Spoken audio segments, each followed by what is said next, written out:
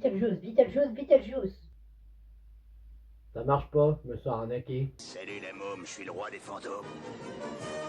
Beetlejuice, deuxième long métrage de Tim Burton, film qui à l'époque avait fait sensation, ou du moins avait été un petit peu imposé par la Warner pour dire ouais mais si tu veux faire Batman, tu vois, on aimerait que tu fasses un autre film avant, on te laisse choisir. Il a lu des scénarios, il a vu Beetlejuice, il a craqué. Bon évidemment il a changé des trucs pour rendre le film un peu plus tout public. C'est de son choix là, c'est pas les producteurs qui lui ont dit non mais faut rendre ça tout public, hein. Donc Beetlejuice arrive en 1988 et c'est un film que j'ai découvert très tard. Profitant d'une séance unique où je suis allé pour aller le voir au cinéma, ouais, j'étais motivé, j'y suis allé, je l'ai revu, et honnêtement ce film est génial. Alors oui évidemment la plus grande star du film, le plus grand intérêt du film, c'est Beetlejuice. On va pas se mentir, Beetlejuice est le centre du film, ou du moins le centre d'intérêt du film. C'est juste dommage que le film porte son nom et que ce soit probablement un des personnages qu'on voit le moins à l'écran. Et pourtant il crève l'écran quand il est là, hein. En fait Beetlejuice on dirait le mélange entre l'humour du génie et du Joker. C'est un mélange vraiment, je suis délirant, je fais les transformations que je veux, j'apporte un humour,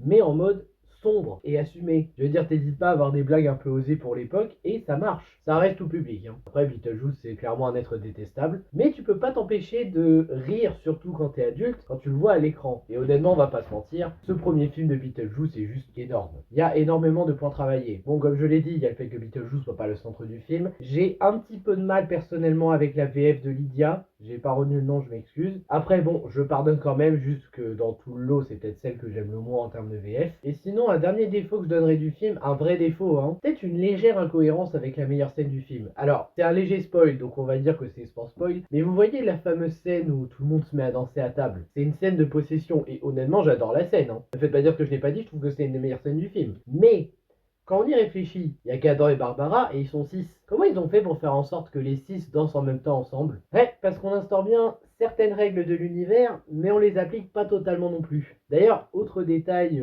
que j'ai vu comme ça, on a vu que quand ils sont dans l'espèce de monde avec le serpent de sable, j'allais dire vers des sables, non on n'est pas dans Dune, mais quand on voit le serpent de sable, on voit qu'il s'écoule plus de temps que prévu. La première fois, Adam y allait, il est parti 2 mois alors qu'ils y étaient quoi, 8 minutes, et après c'est 3 mois alors qu'ils y étaient pas longtemps non plus. Et ben là, bizarrement, Barbara, à un moment, elle est dans ce monde, toute seule, mais elle arrive à revenir avec un serpent de sable 2 minutes après. Mais vraiment 2 minutes, hein. Et je me dis, ben normalement, ça devrait pas être plusieurs mois ou quelque chose comme ça. Quand même un peu bizarre que le temps soit pas appliqué cette fois. C'est pas grave, hein. C'est un détail, c'est une légère incohérence, mais ça n'empêche pas de bien profiter du film. Acteur au top, personnage très intéressant. Même Winona Ryder, je la trouve très bien en ado blasé. Et oui, elle sait jouer, hein. On pourrait croire qu'en ado blasé, elle a du mal, elle veut pas s'investir. Mais quand tu la vois à la fin, qu'elle change un peu de personnalité, tu te rends compte qu'elle sait jouer. D'ailleurs, c'est pas pour rien qu'après, elle a été prise pour Édouard aux mains d'argent, hein. Probablement le meilleur film de Tim Burton. Pas mon préféré, mais le meilleur. En tout cas, ce Beetlejuice, c'est un film qui certes a été un petit peu imposé par le studio, mais Tim Burton a quand même eu la liberté de faire ce qu'il voulait faire, et ça se sent.